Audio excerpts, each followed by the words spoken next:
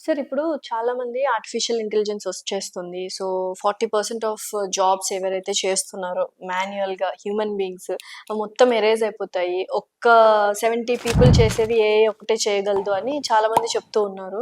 So, software వాళ్ళ పరిస్థితి ఏమవుతది? Software ఫీల్డ్‌లో ఉన్నవాళ్ళు ఎటువంటి మంచి కెరియర్ అంటే క్రియేటివిటీ సైడ్ కానీ first tyre, second tyre, third tyre levels ఉంటాయి గదా! వాటిలో ఏది చూజ్ చేసుకుంటే better down the line 5 years?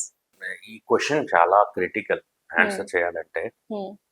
First artificial అంటే ఏంటి? హ్మ్.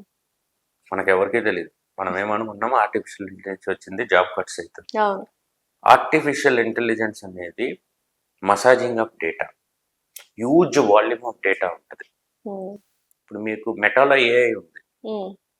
మీకు ఏదైనా కావాలి అంటే ఇమ్మీడియట్గా మనం ఏం చేస్తున్నాం, కొరీ చేస్తాం. హ్మ్. మెటా ఎక్కడెక్కడి నుంచో డేటా తీసుకొచ్చి ఒక ఒక అందమైన షేప్లో it will give the description హ్మ్. saying that you will get some idea about it, what it is all about, a particular concept. హ్మ్.